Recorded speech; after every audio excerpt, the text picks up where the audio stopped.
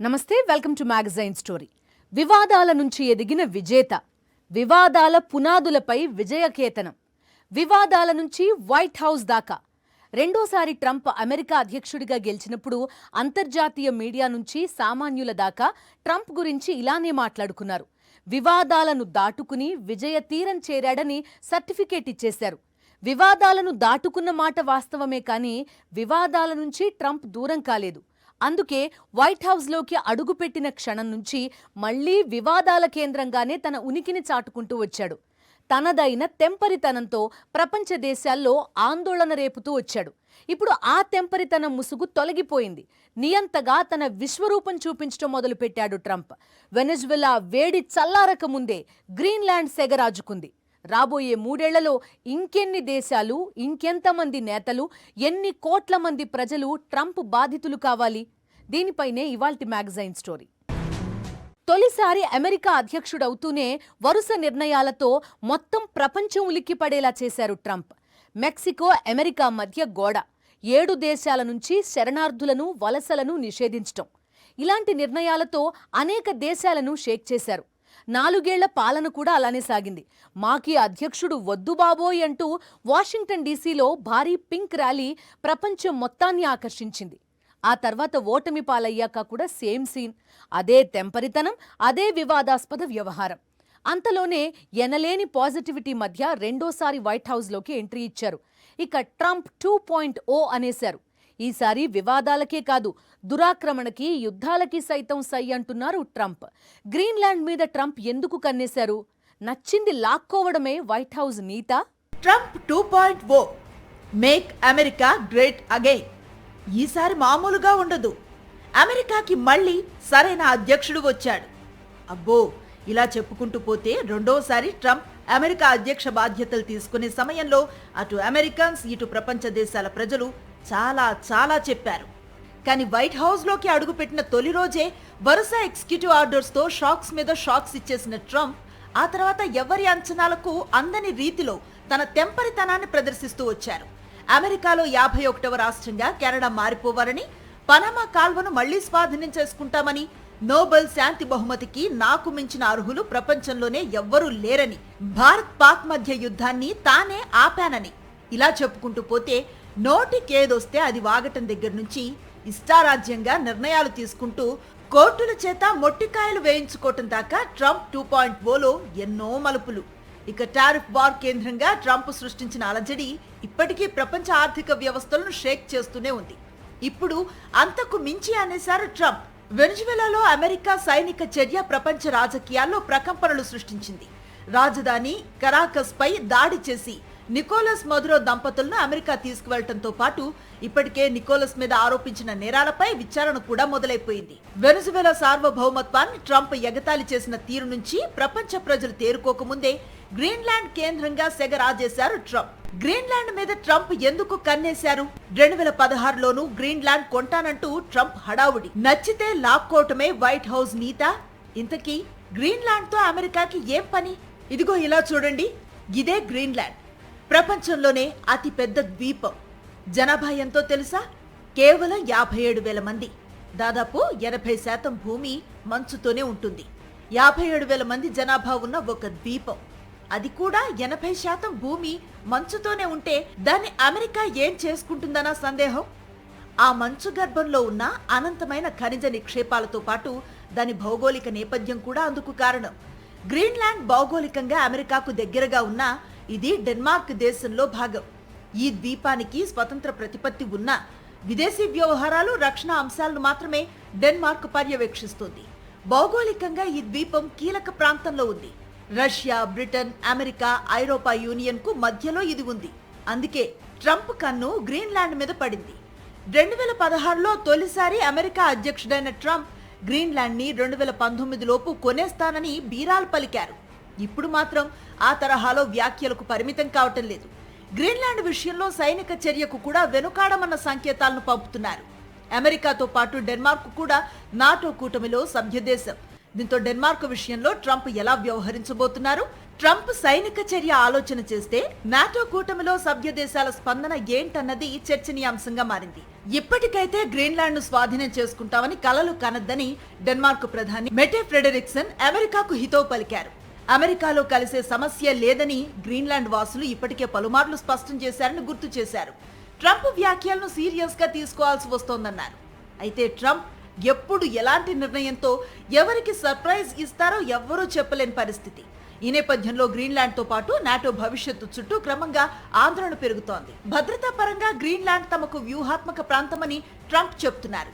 అయితే రక్షణ అవసరాల పరంగా ఎప్పటి నుంచో ఆ ద్వీపం అమెరికాకు అండగానే నిలుస్తోంది. 1950లోనే డెన్మార్క్ అమెరికాల మధ్య సైనిక పరమైన ఒప్పందం కుదిరింది. ఫలితంగా ప్రచ్ఛన్న యుద్ధ కాలంలో అగ్రరాజ్యం గ్రీన్లాండ్ లో అనేక సైనిక స్థావరాలను నిర్మించింది. తర్వాత వాటిల్లో చాలా స్థావరాలను మూసివేసింది. ఇప్పుడు కొత్త వాటిని నిర్మించుకుంటామంటే డెన్మార్క్ తిరస్కరించే అవకాశాలు లేవు. ఎందుకంటే నాటోలో అమెరికా, డెన్మార్క్ సభ్య దేశాలు. ఇరు దేశాల మధ్య సన్నిహిత సంబంధాలున్నాయి. అయినా గ్రీన్లాండ్ ను చేజిక్కించుకోవటం ఖాయమన్న రీతిలో ట్రంప్ చేస్తున్న ప్రకటనలు చూస్తుంటే ఇది కేవలం రక్షణ అవసరాల కోసం మాత్రమే కాదన్న విషయం స్పష్టమవుతోంది. గ్రీన్లాండ్ ను సొంతం చేసుకోవాలని గతంలోనూ అమెరికా ప్రయత్నించింది. 1946లో $100 మిలియన్ విలువైన బంగారాన్ని ఇస్తామని డెన్మార్క్ కు ఆశ చూపించింది. దాన్ని ఆ దేశం తిరస్కరించింది. రెండవ ప్రపంచ యుద్ధ కాలం నుంచే గ్రీన్లాండ్ లో అమెరికా వైమానిక స్థావరం ఉంది. ప్రచ్ఛన్న యుద్ధ కాలంలో సోవియట్ నుంచి, తర్వాత యుక్రెయిన్ యుద్ధంలో రష్యా నుంచి ముప్పును ఎదుర్కోవటానికి నాటో సైనిక కూటమి తరపున అమెరికా స్థావరాన్ని నిర్వహిస్తోంది. Greenland, Canada, Alaska, Norway, Sweden, Finland, Denmark, రష్యాలు అతి శీతల ఆర్కిటిక్ మహాసముద్ర ప్రాంతంలో ఉన్నాయి. యూరప్, ఉత్తర అమెరికా ఖండాలకు మధ్యలో గ్రీన్లాండ్ ఉండటంతో అమెరికా సైనిక పరంగా దీన్ని వ్యూహాత్మక ప్రాంతంగా భావిస్తోంది.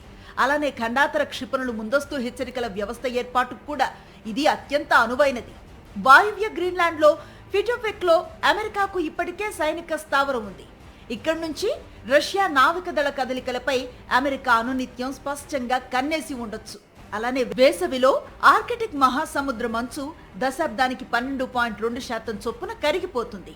వాతావరణ మార్పుల వల్ల ప్రస్తుత దశాబ్దం ముగిసేలోపే మొదటిసారి మంచులేని ఆర్కిటిక్ మహాసముద్రాన్ని చూస్తామని అధ్యయనాలు హెచ్చరిస్తున్నాయి. మంచులేని ఆర్కిటిక్ ప్రాంతంలో రవాణా నౌకల సంచారం పెరిగిపోతుంది. ఆర్కిటిక్ మంచు కరిగి ఉత్తర సముద్ర మార్గం అందుబాటులోకి వస్తే చైనా, జపాన్ల నుంచి సరుకులను ఆ మార్గంలోనే అమెరికా, ఐరోపాలకు పంపవచ్చు. సూయజ్, పనామా కాలువలను ఆశ్రయించక్కర్లేదు. దానివల్ల దూరం తగ్గి సమయం, రవాణా వ్యయం ఆదా అవుతాయి. ఉత్తర సముద్ర మార్గానికి ఉన్న రక్షణాపరమైన ప్రాధాన్యత అంతా ఇంత కాదు. చైనా, రష్యా నౌక దళాలు 2022, 2023లో ఆర్కిటిక్లోని బెరింగ్ జలసంధిలో సంయుక్త విన్యాసాలు జరిపాయి. గత అక్టోబర్లో రష్యా, చైనా తీర రక్షక నౌకలు సంయుక్త విన్యాసాలు నిర్వహించాయి. ఆ రెండు దేశాలు ఆర్కిటిక్లో చేయి కలిపి వనరుల అన్వేషణ, వాతావరణ మార్పులపై పరిశోధన, రక్షణ పరంగా ముందుకు సాగనున్నాయి. అమెరికా, నాటోలు అదే పని చేయనున్నాయి. అందుకే ఆర్కిటిక్ ప్రాంతంలో గ్రీన్లాండ్ ను కొనాలని ట్రంప్ యోచిస్తున్నారు. గ్రీన్లాండ్ ని ఎలాగైనా సొంతం చేసుకోవాలని ట్రంప్ అంత తహతహలాడటానికి, సైనిక చర్య సంకేతాలను పంపటానికి అత్యంత ముఖ్యమైన కారణం ఏంటంటే గ్రీన్లాండ్ అపారమైన ఖనిజ, చమురు, సహజ వాయు నిల్వలకు ఆలవాలం. అత్యంత అరుదైనవిగా ప్రకటించిన 34 ఖనిజాల్లో గ్రాఫైట్, లిథియం వంటి ఏకంగా 25 ఖనిజాలు గ్రీన్లాండ్ లో అపారంగా ఉన్నట్లుగా తేలింది. విద్యుత్ వాహనాల తయారీలో ఇవి చాలా కీలకం అన్నది తెలిసిందే. అమెరికా ఈ ఖనిజాల కోసం చాలా కాలంగా చైనాపై ఆధారపడాల్సి వస్తోంది. చైనాపై విధించిన భారీ టారిఫ్లను కూడా అంతే వేగంగా ట్రంప్ వెనక్కి తీసుకోవటానికి ఈ ఖనిజాల ఎగుమతిపై డ్రాగన్ నిషేధం విధించడమే ప్రధాన కారణం. గ్రీన్లాండ్ తమకు చిక్కితే ఇకపై ఆ ఖనిజాల కోసం చైనా మీద ఆధారపడాల్సిన అవసరం ఉండదు. అదే సమయంలో ప్రపంచ పోలీస్గా తన ఆధిపత్యాన్ని మరింత పెంచుకోవచ్చు.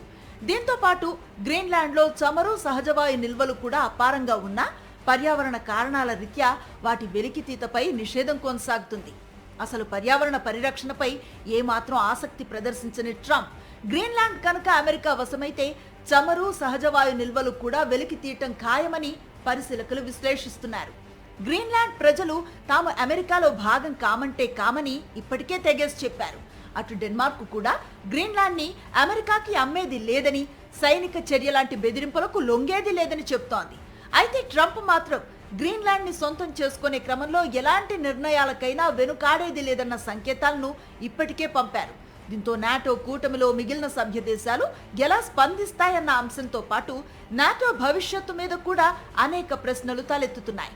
మరోవైపు అంతా నా ఇష్టం అన్న తరహాలో వ్యవహరిస్తున్న ట్రంప్ గ్రీన్లాండ్ విషయంలోనే కాదు, రాబోయే 3 ఏళ్ల పదవీ కాలంలో ఎప్పుడు ఏ దేశం మీద ఎలా విరుచుకు పడతాడో అర్థం కాక అందరూ ఆందోళన చెందుతున్నారు. Make America great again. Trump ఎన్నికల నినాదం ఇదే. అమెరికాని తిరుగులేని దేశంగా నిలబెట్టే క్రమంలో ప్రపంచ దేశాల వ్యవహారాల్లో వేలు పెట్టనని ఎన్నికల క్యాంపెయిన్లో తెగ చెప్పుకొచ్చారు ట్రంప్. ఇప్పుడు అదే ట్రంప్ వెనెజువెలా అధ్యక్షుణ్ణి ఎత్తుకొచ్చేశారు. అనేక దేశాల్లో మన సైన్యాన్ని ఉంచుతూ అనేక యుద్ధాలకు $1 బిలియన్ ఖర్చు పెడుతూ అమెరికా సంపదని ఎవరెవరో పంచడం ఇకపై ఉండదని ఎన్నికల వేళ తెగ చెప్పారు ట్రంప్. ఇప్పుడు గ్రీన్లాండ్ కోసం సైనిక చర్య జరిగినా ఆశ్చర్యం లేదని సంకేతాలు పంపుతున్నారు. డెన్మార్క్తో పాటు అమెరికా కూడా నాటో కూటమిలో భాగస్వామే. గ్రీన్లాండ్ని అమెరికా ఆక్రమించేదాకా పరిస్థితి వెళ్తే మరి నాటో దేశాలు ఎటువైపు ఉంటాయి? అమెరికాని కాదని నిలబడ్డం వాటికి సాధ్యమేనా? ట్రంప్ టెంపరితనం నాటో పతనానికి కారణం కాబోతోందా? నాటో కూటమి ఈ మధ్య కాలంలో రష్యా యుక్రెయిన్ యుద్ధం కేంద్రంగా పదే పదే ప్రపంచ ప్రజలు నాటో కూటమి పేరు వింటూనే ఉన్నారు. నాటో కూటమిలో సభ్యత్వం ఇస్తామన్న హామీ మేరకే యుక్రెయిన్ రష్యాతో యుద్ధానికి సై అంది. నాటో కూటమిలో యుక్రెయిన్ చేరటానికి సిద్ధపడటంతోనే యుక్రెయిన్ పై రష్యా యుద్ధ బేరీని మోగించింది. చివరకు యుక్రెయిన్ కి నాటో కూటమిలో సభ్యత్వం లభించలేదు. అమెరికాతో పాటు నాటోని నమ్ముకున్నందుకు యుక్రెయిన్ ఎంత ఘోరంగా నష్టపోయిందో కళ్ల ముందు కనిపిస్తూనే ఉంది. ఇప్పుడు గ్రీన్లాండ్ కొని తీరతానని ట్రంప్ పంతం పట్టిన వేళ, సైనిక చర్య దిశగా సంకేతాలు పంపుతున్న వేళ మళ్లీ నాటో కూటమి కేంద్రంగా వేడి పెరుగుతోంది. ఎందుకంటే నాటో కూటమిలో అటు డెన్మార్క్ ఇటు అమెరికా రెండూ సభ్య దేశాలే. తమ పరిరక్షణ కోసం పశ్చిమ యూరప్ దేశాలు కలిసి సైనిక కూటమిగా ఏర్పడ్డాయి. అదే నాటో. మరి నాటోలో సభ్య దేశాల మధ్య యుద్ధ మేఘాలు కమ్ముకుంటే, అందులోనూ ఒక దేశం అమెరికా అయిన వేళ మిగిలిన నాటో దేశాలు ఎలా స్పందిస్తాయన్నది చర్చనీయాంశంగా మారింది. రెండో ప్రపంచ యుద్ధం 1937లో చైనా జపాన్ యుద్ధం ఆసియా దేశాల మధ్య వార్కి దారితీసింది. 1939లో జర్మనీ పోలాండ్ పై దురాక్రమణ చేయటంతో ఐరోపా దేశాల మధ్య యుద్ధం మొదలైంది. ఈ యుద్ధంలో సుమారు సైనికులు కానీ పౌరులు కానీ 6 కోట్ల మంది ప్రాణాలు కోల్పోయారు.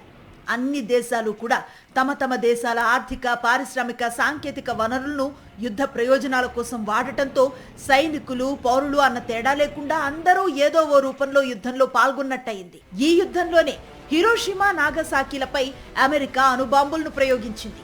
ప్రపంచం కని విని ఎరుగని మారణ హోమాన్ని సృష్టించింది. రెండవ ప్రపంచ యుద్ధంలో హిట్లర్ సైన్యాన్ని మట్టి కరిపించిన సోవియట్ సేనలు తూర్పు యూరప్ దేశాల తర్వాత తమ వైపే చొచ్చుకొస్తాయని పశ్చిమ యూరప్ దేశాలు వణికిపోయాయి. నాటి అమెరికా అధ్యక్షుడు ట్రూమాన్ దీన్ని చక్కగా వినియోగించుకొని కెనడాతో పాటు పశ్చిమ యూరప్ దేశాలతో కలిసి పటిష్టమైన సైనిక కూటమి నాటోకు అంకురార్పణ చేశారు. నాటి నుంచి అమెరికా, సోవియట్ యూనియన్ల మధ్య సాగే పోటీలో యూరప్ దేశాలు అవసరం లేకున్నా తలదూర్చాయి. ఆర్థిక వ్యవస్థలు అనుమతించకపోయినా తమ తమ జీడీపీలో 2% నాటో కోసం వ్యయం చేశాయి. యూరప్ భూభాగంలో అణ్వాయుధాల మోహరింపు, యుద్ధ నౌకలు, యుద్ధ విమానాలు, మారణాయుధాలు జోరందుకున్నాయి. యూరప్ దేశాలకు ఆనాటి సోవియట్ యూనియన్ నుంచి కానీ లేకపోతే ప్రస్తుత రష్యా నుంచి ఎన్నడూ ముప్పు కలగలేదు. అయితే నాటో వల్ల మాత్రం Libya, Syria, Afghanistan, Sudan, Somalia ఇలా అనేక దేశాలు అస్థిరత్వంలోకి జారుకొని ఉగ్రవాదం వేళ్లునుకుంది. ఇలా అమెరికా కనుసన్నల్లో నడుస్తున్న యూరప్ దేశాలకు ట్రంప్ అధికారంలోకి వచ్చిన తర్వాత తనదైన శైలిలో చుక్కలు చూపించడం మొదలుపెట్టారు. నాటో కోసం తమ జీడీపీల నుంచి ఖర్చు చేస్తున్న 2% ఏమాత్రం చాలదని, ఆ మొత్తాన్ని మరింత పెంచాలని ట్రంప్ ఒత్తిడి పెంచారు.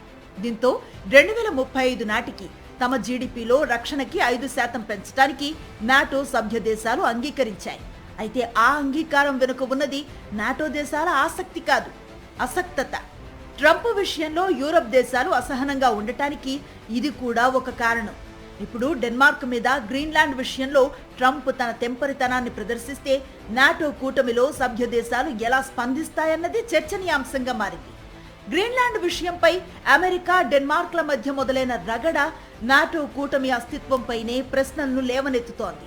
కూటమిలో ఏ దేశంపై దాడి జరిగినా అది అందులోని దేశాలన్నింటిపైన దాడిగానే పరిగణించి అంతా కలిసికట్టుగా ఎదుర్కోవాలన్నది నాటో ఒప్పందం. అలాంటప్పుడు అమెరికా ఏకంగా తోటి సభ్య దేశంపైనే దాడికి దిగితే అది కూటమి మూల వ్యవస్థాపక సూత్రాలకే విరుద్ధం అవుతుంది. అందుకే అమెరికా దాడి నాటోకు అంతమేనన్న డెన్మార్క్ ప్రధాని హెచ్చరికల నేపథ్యంలో నాటోలోని యూరప్ దేశాలు వెంటనే స్పందించాయి. ఆర్కిటిక్ ప్రాంతమంతా యూరప్ ప్రయోజనాలకు అతి కీలకం. అందుకే అక్కడ మా దేశాల ఉనికి కార్యకలాపాలతో పాటు పెట్టుబడులు కూడా నానాటికి విస్తరిస్తూ వస్తున్నా దాన్ని సురక్షితంగా ఉంచటానికే మా ప్రాధాన్యం. డెన్మార్క్ తో పాటు గ్రీన్లాండ్ కూడా నాటోలో భాగమే అంటూ సంయుక్త ప్రకటనను విడుదల చేశాయి. అయితే నాటో కూటమి రక్షణ బడ్జెట్లో 17% వాటా అమెరికాదే. అలాంటి అమెరికా కూటమిలోని సభ్య దేశాల అభిప్రాయాన్ని గౌరవించి గ్రీన్లాండ్ విషయంలో మౌనంగా ఉంటుందని అనుకోవటం అవివేకమే. అందులోనూ ట్రంప్ అధ్యక్షుడిగా ఉన్న వేళ. అందుకే ఇకపై గ్రీన్లాండ్ కేంద్రంగా జరిగే పరిణామాలు నాటో కూటమి మనుగడ చుట్టూ కొత్త ప్రశ్నలను లేవనెత్తడం ఖాయమని పరిశీలకులు విశ్లేషిస్తున్నారు. ప్రపంచవ్యాప్తంగా జరిగిన ఎన్నో యుద్ధాల వెనుక అమెరికా ఉంది. అమెరికా ప్రయోజనాలున్నాయి. ఎన్నో అరాచకాల వెనుక, సంక్షోభాల వెనుక అమెరికా స్వార్థం ఉంది. ఇది ఓపెన్ సీక్రెట్. ఎన్నో భయంకరమైన నిర్ణయాలు తీసుకున్న అమెరికా అధ్యక్షులు కూడా ఆ దేశ హుందాతనానికి ఎక్కడా డ్యామేజ్ కాకుండా తమ కుట్రలు సాగించారు. కానీ డొనాల్డ్ ట్రంప్ మాత్రం తన పంతం కోసం అమెరికా పరువు ప్రతిష్టలను దిగజార్చడానికి కూడా వెనకాడడం లేదు. యుక్రెయిన్ లాంటి చిన్న దేశాధ్యక్షుడు వైట్ హౌస్లో అమెరికా అధ్యక్షుడికి లెఫ్ట్ అండ్ రైట్ ఇచ్చేసినంత పని చేసిన తర్వాత కూడా ట్రంప్ తీరులో మార్పు రాలేదు. స్టేట్స్మన్షిప్కి దూరంగా తన ఉనికిని చాటుకోవడానికి ఏమాత్రం మొహమాట పడని ట్రంప్ మరో 3 ఏళ్లు వైట్ హౌస్లోనే ఉంటారు. అందుకే ఎప్పుడు ఏం చేస్తాడో అన్న భయం ప్రపంచ దేశాలను వెంటాడుతూనే ఉంది. అమెరికా అధ్యక్షుడు ఒకే ఒక్క నిర్ణయంతో యుద్ధాలు ఆపగలడు, యుద్ధాలను సృష్టించనుగలడు, ప్రపంచ దేశాలను శాసించగలడు. అలాంటి అమెరికా అధ్యక్ష పదవిలో డొనాల్డ్ ట్రంప్ 2.0 ఎలా ఉంటుందో అని ప్రపంచ దేశాల ప్రజలు ఎంత ఉత్కంఠగా ఎదురు చూశారో అంతగా ఉలిక్కిపడే రీతిలో ట్రంప్ తనదైన శైలిలో పాలన మొదలుపెట్టారు. నిజానికి పాలన అనటం కూడా సరికాదు. ఎందుకంటే అమెరికా అధ్యక్షుడు అమెరికా ప్రజలను ప్రభావితం చేస్తూ చేసేది పాలన. కానీ ప్రపంచ దేశాల మీద పెత్తనం చెలాయిస్తే దాన్ని నియంతృత్వమే అనాలి. అంతా నా ఇష్టం, ఎడాపెడా ఏం చేసినా అడిగేదెవడ్రా, నా ఇష్టం అన్న తరహాలో వ్యవహరిస్తున్నారు ట్రంప్.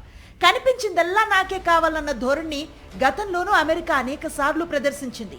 కాకపోతే తమ అత్యాశకి రాజనీతిజ్ఞత అనే ముసుగు తొడిగే వాళ్లు గతంలో అమెరికా అధ్యక్షులు. కానీ బిజినెస్ నుంచి పాలిటిక్స్ లోకి ఎంట్రీ ఇచ్చిన ట్రంప్ ఇప్పటికీ ఫక్త్ బిజినెస్ మ్యాన్ తరహాలోనే వ్యవహరిస్తున్నారు. వెనిజువెలా ఎపిసోడ్ ఇచ్చిన షాక్ నుంచి ప్రపంచ ప్రజలు తేరుకోకముందే గ్రీన్లాండ్ మీద పడ్డారు ట్రంప్. ఇంతా చేసి ట్రంప్ రెండోసారి అధ్యక్షుడిగా గెలిచి ఏడాది కూడా పూర్తి కాలేదు. అంటే మరో 3 ఏళ్ల పాటు ట్రంప్ వైట్ హౌస్ లోనే ఉంటారు.